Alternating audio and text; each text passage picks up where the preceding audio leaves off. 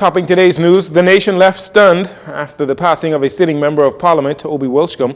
Urker advises the government against a third cell phone provider at this time, and the Minister of Foreign Affairs speaks strongly at the United Nations on reparations, financial blacklisting, Haiti and Cuba.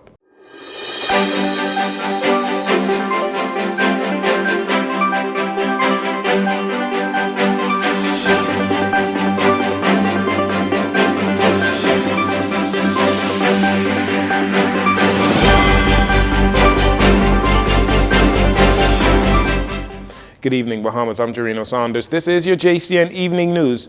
It is a pleasure to have you join us. This past weekend has been a sad and trying time for the family of several well-known Bahamians who passed away over the last few days. The nation was shocked to hear that Obie Wilchcombe, the sitting member of Parliament for West End and Bimini and current Minister of Social Services, Information and Broadcasting, died on Grand Bahama sometime between Sunday night and this morning. The Minister Wilchcombe, who also serves as the leader of government business in the House of Assembly, addressed the Progressive Liberal Party Women's Branch in West End on Sunday evening. You're looking at video of him speaking to the women on Sunday night before he was found unresponsive on Monday morning and later pronounced dead at the Rand Memorial Hospital.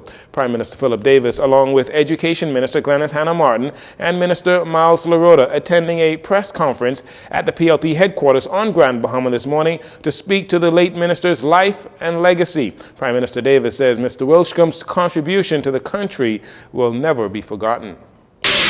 And you know, one of his famous saying, one love. One love. One love.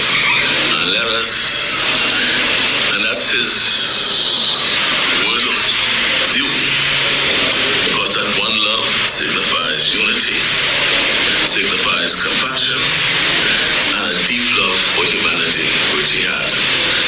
We know that death is not the end. Right? As Christians, we know that that's only a passageway to a greater and larger life. And of course, we need to live right to ensure, to be able to hear those final words, well done, thou good and faithful servant. Minister Wilchcombe, during his tenure as a broadcaster and veteran journalist, has influenced many of the nation's top journalists, including Press Secretary in the Office of the Prime Minister, Keishla Adderley. She reminisced on the impact the late minister had on her and her career. Well, the news was a total shock. I'm still in disbelief over this course of events. Minister Wilchcombe, I remember, as someone who had a radiant smile that brightened up the room, and he had the charisma to go along with that. And I think that is something that endeared people to him, both in the profession that he loved of journalism and then in his career in politics. As a journalist, I remember Mr. Wilchcombe always being someone who wanted things to be done perfectly. He wanted all those rules to be followed, every T crossed and every I dotted. And when you would speak to him, he always had a word of encouragement. When you got it right, he congratulated you. When you got something wrong, he was able to offer that constructive criticism. The leadership of the official opposition, as well as former Prime Minister Dr. Hubert Minnis, extending their condolences to the family of the late Obie Wilchcombe, with Dr. Minnis calling his death a profound loss to the nation. As per the Westminster system, the late minister's death triggers a by-election in his constituency. Meanwhile, family and friends are also mourning the death of sporting legend Alpheus Hawk Finlayson, who passed away in hospital on Friday after battling an illness. The former author and president of the local Track and Field Federation passed away just hours before his wife's funeral on Saturday. Minister of Youth, Sports and Culture Mario Boleg, in expressing his condolences, says when it comes to sporting legends, Hawk Finlayson was like a guiding star. President of the B3As, Jamaica Archer, also extending his and the Federation's condolences. Also suffering a loss this past weekend is Keith Bell, the Minister of Housing and Urban Renewal, whose wife, Clara, passed away after a battle with cancer.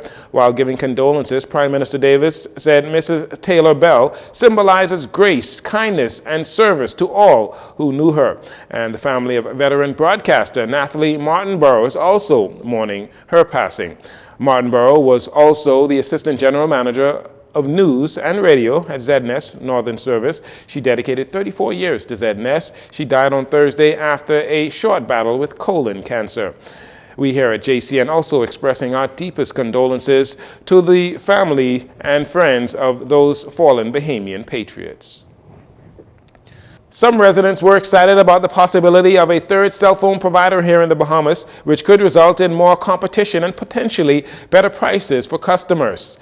However, the Utilities Regulation and Competition Authority, ERCA, draft Electronic Communications Sector Policy for 2023 to 2026 recommends to the government that such a move at this time would not be feasible. This decision is no doubt welcomed by BTC and Alive. After an in-depth assessment, ERCA has indicated that a third mobile company would not be commercially viable, or promote sustainable competition in the cellular mobile market at this time. Meanwhile, the document also notes that the dynamics between BTC and Alive could change in the future and could possibly warrant another look at a third mobile license. Despite this stance, the government encourages ERCA in the policy text to continue to monitor the mobile market to ensure there remains competition that is favorable for consumers. The United States Embassy was set to host a Trafficking in Persons symposium today to support the Bahamian officials working to combat trafficking in persons. Rebecca Morgan, a U.S. Department of State expert on trafficking issues, led that symposium.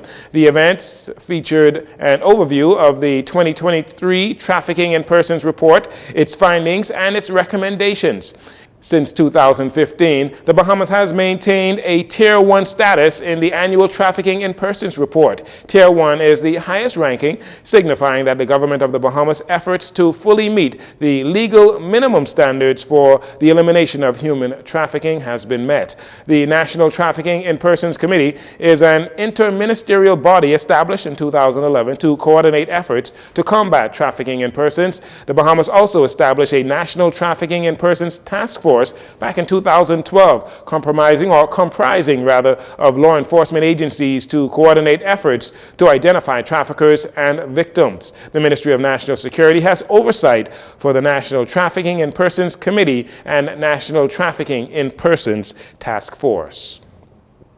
And finally, in this segment, appearing at the 78th session of the United Nations, Minister of Foreign Affairs Fred Mitchell addressed several matters of importance to the Bahamas and our interest on an international stage, namely reparations for climate change and slavery, the human crisis situation in Haiti, and the isolation of Cuba, as well as international financial organizations and their blacklist on tax regulations. Minister Mitchell referenced generations of Caribbean leaders refusing to accept a no response to reparations for both climate change and slavery. Mr. President, small island developing states like the Bahamas have been negotiating for loss and damage for over 30 years. So it begs the question, how much are 399,314 lives worth? The word reparations means so much in another context as well. Millions of African peoples were ripped from the continent of Africa, brought to the West, and worked for free for 200 years. In the British Empire, they were so-called freed in 1834, worked for another 4 years in an apprenticeship scheme for free. The British government paid £20 million to the slavers for the loss of their property.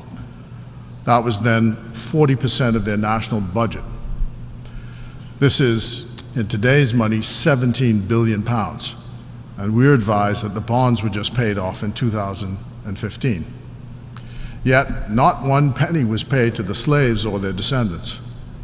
And not even an apology is being offered for the moral tragedy which slavery represents.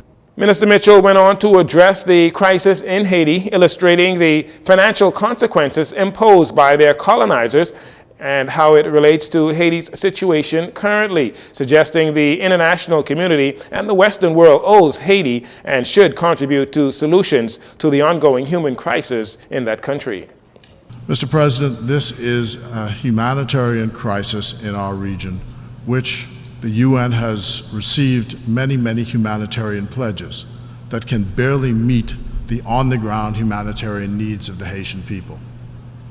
We must approve with haste a UN Security Council-backed resolution on a multinational force for Haiti. So first, I'd like to thank the government of Kenya for pledging to lead a multinational force to improve the security issues in Haiti.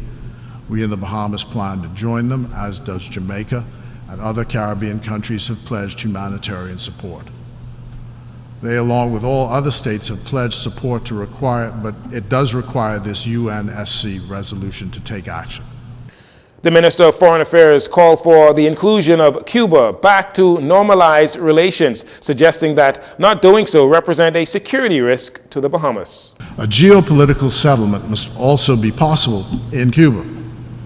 What a magnificent country, with a rich heritage and a smart people who've suffered from economic measures which seem imposed upon them externally grounded in ideology. But if you can do business with Vietnam, there's nothing in logic which prevents doing business with Cuba. The irony of the situation is that money in US dollars is difficult to process across Cuban borders.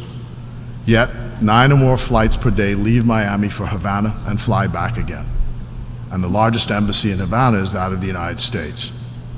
We appreciate all the steps that have been taken by the present U.S. administration to revert to the status quo ante to 2016 as a starting point.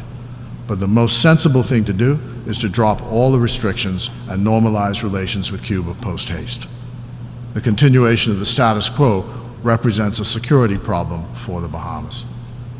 As it relates to the Bahamas' financial services sector, Minister Mitchell reinforced comments by Prime Minister Philip Davis and his call for the United Nations to build an equitable and inclusive international tax administration architecture and to govern standards on the taxation frameworks, thus taking it out of the hands of the OECD and the European Union that have imposed unfair tax processes that have negatively affected the Bahamas' banking sector. We'll take a break here. We'll be right back after these commercials.